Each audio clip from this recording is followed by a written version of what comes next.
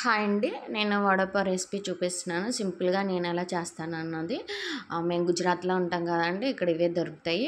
So, అత్తమాను బయట కొంటే oil అది మంచిది ఉండదు కదా! అందుకనే నేనింకా ఇంట్లో చేశాను. ఫస్ట్ టైమ్ ట్రై చేశానండి. వచ్చింది. సో, అందుకే నేను కూడా వీడియో తీసి నేను పోస్ట్ చేశాను. సో, ఎవరికైనా యూజ్ ఉంటదని. బంగాళదుంపలనేవి ఉడకపెట్టేసుకొని చూపించాను కదండీ! తొక్క తీసేసుకొని మ్యాష్ చేసి పక్కన పెట్టేసుకోవాలి. తర్వాత ఒక కడాయి పెట్టేసుకొని కొంచెం ఆయిల్ వేసుకొని ఆవాలు, జీలకర్ర, అల్లం అనేవి కొంచెం దంచుకొని అవి కొత్తిమీర వేసుకొని బాగా ఫ్రై చేసుకున్న తర్వాత ఇందులోనే మనం ముందుగా బంగాళదుంప మ్యాష్ చేసి పెట్టుకున్నాం కదండి, ఆ బంగాళదుంప అనేది కూడా యాడ్ చేసుకొని బాగా ఫ్రై చేసుకోవాలండి. ఆయిల్లో ఫ్రై చేసుకుంటే టేస్ట్ అనేది బాగుంటుంది. ఇది కొంచెం ఫ్రై అయిన తర్వాత దింపే ముందు కొంచెం సాల్ట్, కారం అనేది యాడ్ చేసుకొని కలిపేసుకోవాలండి. ఏంటంటే ఇది చల్లారిపోయిన తర్వాత బాల్స్ లాగా చేసుకుంటాం మనం. మన బాల్స్ చేసుకొని పక్కన పెట్టేసుకుంటే నేను ఇందులో వడ రెసిపీ చూపిస్తున్నానండి. పావు అనేది బయట తీసుకొచ్చేసాము. పావు చూపించలేదు, అది నెక్స్ట్ టైం చూపిస్తానండి నేను. తర్వాత చట్నీ చేస్తున్నానండి. నేనైతే రోట్లో చేస్తున్నాను. మీరు కావాలంటే మిక్సీలో చేసేసుకోవచ్చు. అల్లం వెల్లుల్లి, పచ్చిమిర్చి, కొత్తిమీర, సాల్ట్ వేసుకొని బాగా మెత్తగా చేసేసుకోవాలండి. ఇందులో కొంచెం లూజ్గా ఉండాలి. నేను ఆ రోజు మెత్తగా చేశాను.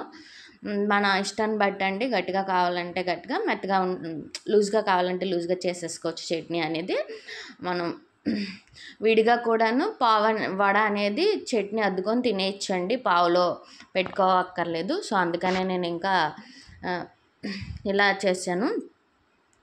అది నేను చట్నీ అనేది లాస్ట్లో చూపిస్తానండి. తర్వాత శనగపిండి అనేది ఒక బౌల్లో శనగపిండి తీసేసుకొని కొంచెం సాల్ట్, సోడా ఉప్పు వేసుకొని వాటర్ వేసుకొని బజ్జీ పిండి ఎలా ఉంటుందో చూసారా, అలా కలిపేసుకుంటే మీకు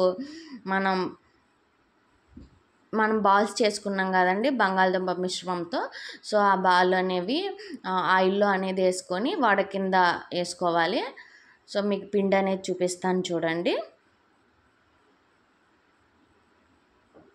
నేను ఈలోపు అనేది ఆయిల్ పెట్టేసుకున్నానండి. ఆయిల్ అనేది కాగిపోతుంది కదా, అందుకని అలా ఉంది చూసారా పిండి అనేది. తర్వాత ముందుగా చేసుకున్న బాల్స్ ఉంటాయి కదండి, అవి ఏంటంటే ఒక్కోటి ఆయిల్లో అనేది వేసుకున్నాను నేను పిండిలో ముంచి.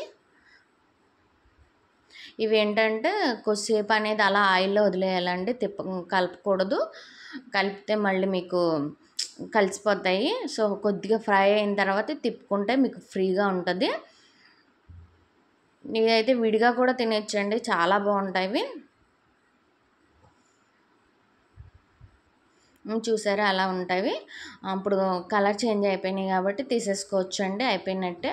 నేను ఎలా చేస్తారు మీకు పావు అనేది చూపిస్తున్నాను చూడండి. ఇలా బ్రెడ్ మీద నేను ముందు చూపించాను కదా చట్నీ, సో అలాగా మీరు కొంచెం లూజ్గా చేసుకోండి. నేనైతే కొంచెం గట్టిగా చేశాను, అందుకనే అందులో అలా పెట్టుకొని మిర్చి కూడా ఆయిల్లో ఫ్రై చేసేసానండి.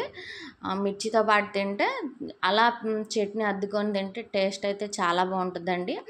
మీకైతే ఈ వీడియో నచ్చినట్టయితే లైక్ చేసి సబ్స్క్రైబ్ చేయండి.